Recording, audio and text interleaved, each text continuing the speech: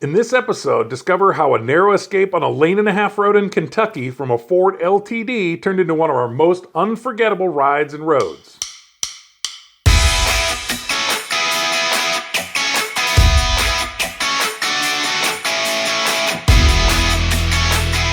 Hello, and welcome to Best Motorcycle Roads. I'm Tom. And I'm Todd. We have over 30 years of motorcycling experience and 15 years of planning and riding motorcycle trips. We're here to share what we've learned with you. Our goal at Best Motorcycle Roads is simple. Make your next motorcycle trip the best it can be. We'll dive into technology, planning, packing, the routes, and other tips and everything in between. From essential prep to unforgettable routes, we've got you covered. Before we kickstart today's journey, we ask you to sign up for our BMR Rider Alerts. It's our way of keeping you in the loop with the latest rides, tips, and stories. We promise no spam, only the essentials to enhance your motorcycle adventures. Join the BMR crew today. We'll put a link in the show notes. Our first segment is called the Toolkit. This is our segment about motorcycle gears, review, and tips. We call it the Toolkit. I could give up a lot of things, Todd, when it comes to riding motorcycles, but I don't think I would ever want to give up the communication in the helmets. Ever since we started having that, I just feel like it's changed a lot of the ride. Mm-hmm. I mean, I know you started out, and I think we did too, Brad and I, with the Moto Coms, which was a pretty primitive. I think that really allowed two people to speak if you had two up, and it allowed you to have music in your helmet, which was nice, but it was primitive. No bike-to-bike with the Moto Com. And then the Autocom was something that Brad and I had that was a little better. It was Bluetooth that got back and forth. And then we moved to the Senna 20Ss, and I think things started to really get good then. The problem with the Sennas, as everyone will say, is it takes you an hour pre-connection to get all the connections together. So that was always frustrating. And then I think here recently when the Senna 50Ss came out, it just changed the game. Senna 50S is on mesh. It's a one-button click. Everybody's on. Yeah, I remember spending. We could easily connect two riders, with our 20Ss, but once you started adding 3, 4, 5 riders, it took forever. And the 50Ss just got it all worked out. It eliminates frustration, but if you have any thoughts or if you're even thinking about it, I can't recommend the 50S enough. They've got the Senna App, too, if you need it. We haven't used the Senna App, I don't think, since the 50Ss came out because they just work. Yeah. But there are some settings and features that you can change in there. I don't know if you've looked lately, Todd, but Senna's getting into helmets and stuff, too. So what they call their Quantum Series helmets. Mm-hmm. So that has, either built-in Senna, so everything, they're trying to make the whole thing go. And Senna does have partnerships with a lot of the top helmet makers now. And so a lot of the Senna stuff is plug and play, or at least there's channels for the speakers and microphones. And I don't know, I think they've really run away with it a little bit. I think, Cardo and Senna were neck and neck there for a while, but it just seems like Senna's really taken away and running with it. Something new that we've just heard about and haven't got a chance to play with is something they call Meshport. And I was doing a little reading before this, and they have 3 sections: a plus mesh, which actually allows you to take any Bluetooth and connect it into mesh. The Mesh Blue, which is, I think, how older Bluetooth devices, you could even technically have, AirPods connect to the mesh. Yeah. And then the third one is Mesh Red, and Mesh Red is other devices. So I'm really looking forward to trying this out sometime in the next future. But a GoPro 12 has Bluetooth. You can connect this Mesh Red to that, and then we'll be able to record all of our communications that we're having with video. So yeah, Senna's really got it going on right now, in my opinion. So looking forward to that. Yeah, we'll put a show note. We'll link in the show notes so you can check that out too. So, well, let's go to RideWise. In this section, we focus on planning and safety tips, and today we'll discuss dealing with weather on the road, as well as pre-planning. So, inclement weather is not preventable. We every trip, I would say 2 out of 3 trips, we ride in rain, at least one day, sometimes more. And you just have to really be flexible. You have to pay attention and start the day maybe by checking the weather. because oftentimes you can change your route to avoid some storm cells. And then we always communicate that to everybody in our group. We just have a game plan for the day, and we're going to communicate that before we take off. And we know that if it starts raining, the first thing we're going to do is we're going to look for a safe place to pull off. Yeah. And if we can find a place that's covered, that's even better. So we'll get under cover quick, put the rain suits on, and then set our plan for the rest of the day. But we just know that when it's going to rain, we're going to be flexible. We're going to slow down quite a bit because it's a little more challenging, and it's just not a lot of fun. But I would watch the weather reports as you go, especially if you're suspecting a weather cell, coming that day. Yeah, and I think we just have grown to learn to call audibles during the day. Sometimes you just need to put the miles in to get there, and you just slog it out. And sometimes you say, we could change this a little bit and either not ride as many miles, cut a loop off the edge, I think you just have to kind of play it by ear and see how it's going to go. But and that kind of ties in with pre-trip planning, I think, a little bit, is like having some alternates. Like, I know when I'm planning things, sometimes I'll make a big loop out and around, and if things get crazy, you can cut through that loop and, take a shortcut, which can help, the day. I think we're really big fans of planning out the trip in details. I think I like to have every mile planned. Whether you follow those or not, it doesn't really matter. You see a lot of the online groups, hey, we use the coin flip method, and that's okay. I mean, if that's what you like, that's great. I feel like there's been many a time where I've missed something that's amazing that I really would have liked to see had I known it was 1 mile to our west, or something to that effect. So it's good. I think we always talk about leaving flexibility. Go ahead. I was going to say that's important for the entire group. I mean, when we started riding, we knew each other pretty well. Right. We were good friends. We knew everybody was kind of chill and right. willing to make changes and relaxed. And if you haven't gone on the trip yet and you haven't, found your group that's going to go with you, and you're kind of be careful as you're choosing. I mean, you really want to pick some people that are willing to be flexible and just and not be whiners and complainers, right. And be upset if everything doesn't go the way they want it to. It makes it easier when you're having to change your plans. Right. And stay friends. One thing that I really take into consideration when planning trips is fuel range. So knowing who's going to be on that trip is important. We have a guy, Mike. He has about 150 mile range in his head. I think he can really go like 190, but he's comfortable at 150. It's good. We don't want anyone, to Todd's point, is getting out, anxiety. Yeah. This is supposed to be fun and relaxing. So, a couple hours between, with wheels up is a good number. We've got kind of a pre-planning checklist, I think, that can help you plan your next trip. We've got steps that you can take, kind of back your way into a great motorcycle trip. We'll put a link to those in the show notes. We've been kind of keeping track of that, adding, subtracting. Mm-hmm. But also just what I always like to do is get a good idea going, and then start to look around what you can find, what's around there. You can research. I like to use the state websites. There's state and national park searches. If you get down to the city level, I've looked at the Chamber of Commerce's. All those things are great options, and just Googling, what's in this area, It just takes time. It seems like it does take a lot of time to do those things, but they're really, really, really helpful. A lot of people use Butler motorcycle maps. Those are very popular. They're good.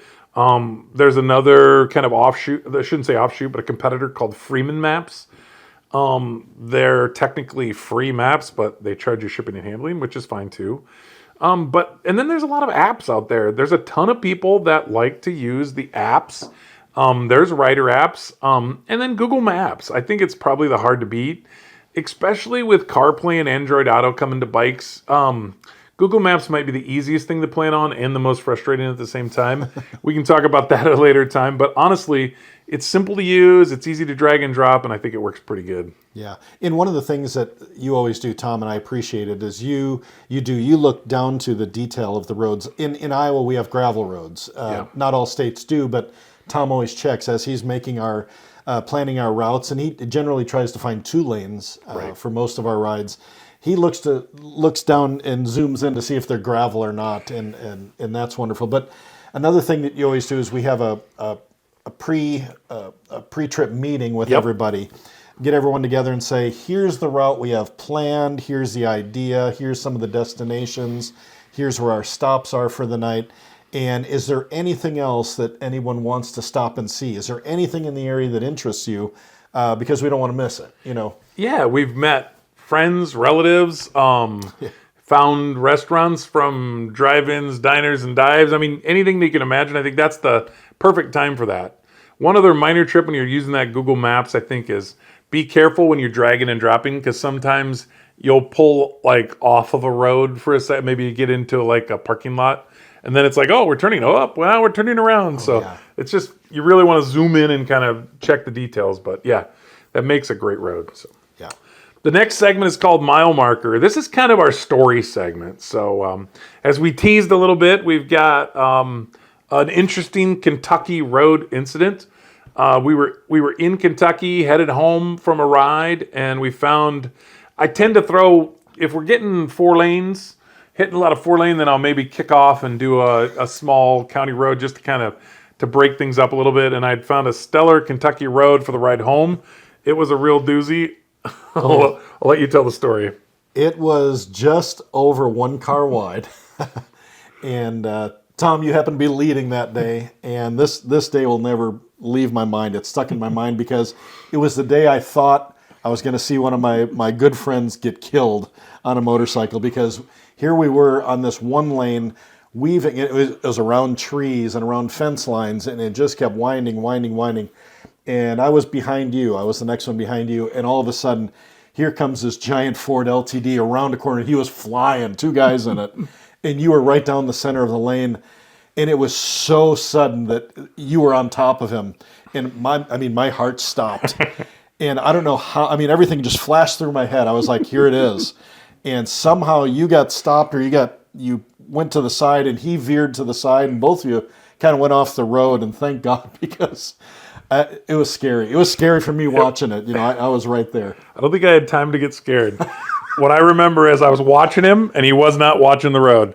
And I could see his face, and then boom, he looks up, and his eyes got that big, and then he moved, and we were all good. But I can't be 100% sure, but I am really, really sure. I believe this road was called Old Railroad Road, and it's north of the city of Fall of Rough, Kentucky. I forgot that. I'll put a link to that city there, and you can see if you can find it. I don't know if there's bad roads in that area. They were just unbelievable. They were narrow, but wow, what's some great riding. It was so windy. I don't know how it could have been an old railroad road, but whatever. Well, that's what it was called. So, and so we talk about planning a lot. I think you can be ready, and you're not. And I think the key for me is just like, if you've never taken a trip, just do it. If you can't find somebody that's already run a trip, then just give it a try. I think the first real multi-day trip that Brad and I took was called, Post named it, we called Loop the Lake. It was 2007, and we planned, but we had no idea what we were planning for. There was no GPS, so everything was maps. So Brad was famous for maps in his tank bag, and he liked to look at those, and he did a really good job of that. But we had no communication. We had no gear. I'm pretty positive. I maybe had a motorcycle jacket that I bought, and that's it. I think gloves and a jacket. I don't know. I think the luggage. I remember the luggage being simple and really not well attached to the bike. So we ended up. You laugh at us now, but we trailered our bikes from our place to basically north of Chicago in a little town called Zenda, Wisconsin. My buddy has a race shop there, and he's like, "Yeah, you can park them." So we rode up we left on a Thursday night, pulled it in.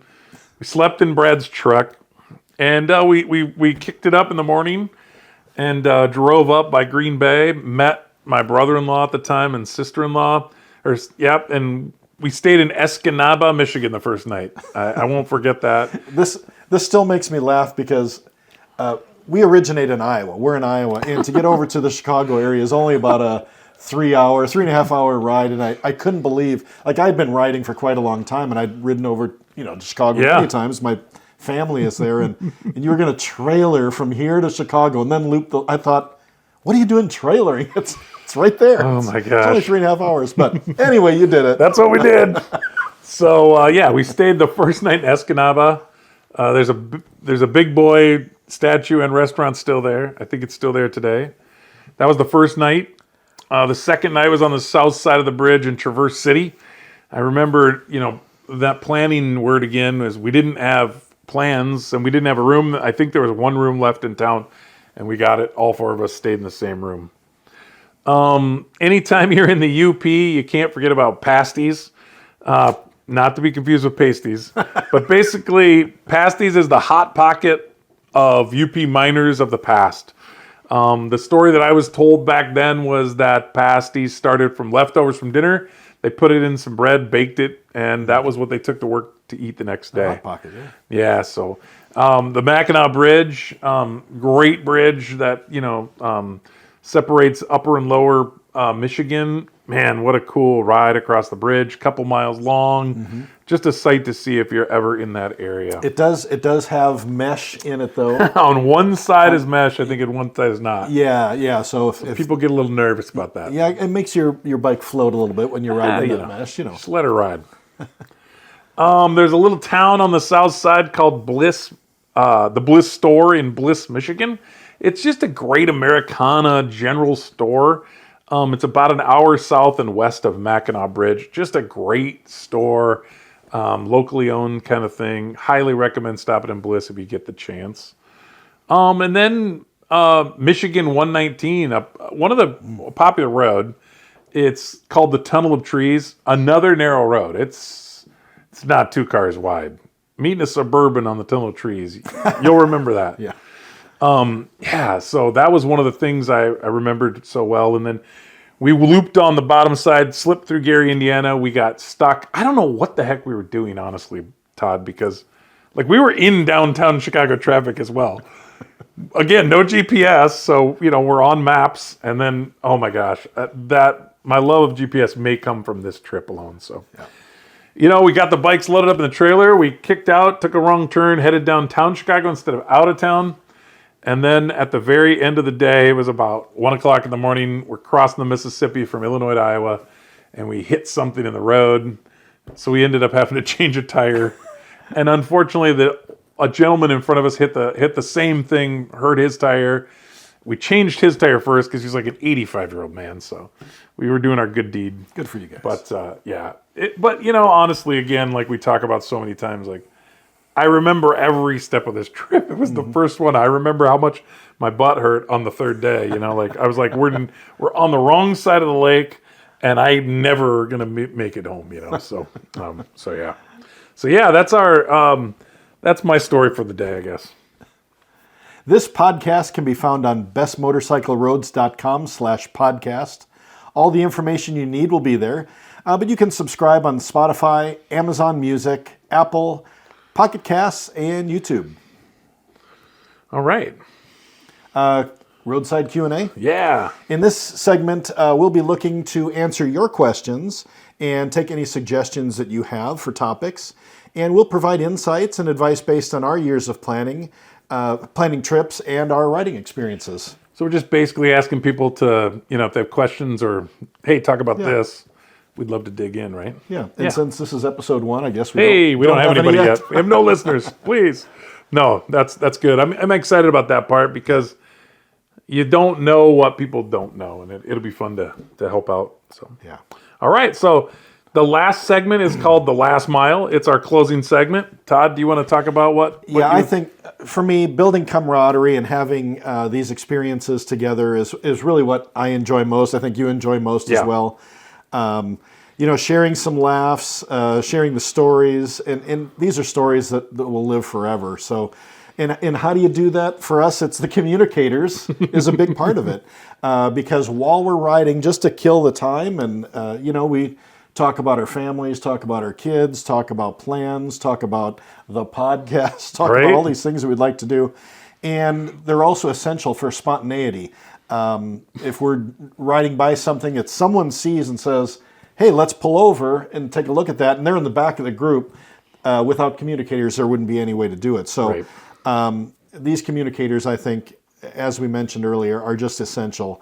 And it's a way to share laughs along the way and point things out. And that's my favorite part, just like building our friendships along the way. And then, pre-planning. Really pre-plan with your group. Ask everyone to be flexible. There's no whine. You can't have whiners on the trip. That'll just spoil your trip. So be selective, the first couple of trips you take. And maybe a good idea is to just set some group ground rules during your first meeting and just say, let's all throw out some ground rules that we can all live by. One might be we're not going to, whine about having to wait an extra hour before we eat, or, just throw out some ground rules that everyone can live by, agree to it, and then have a great time. Yeah, you bet.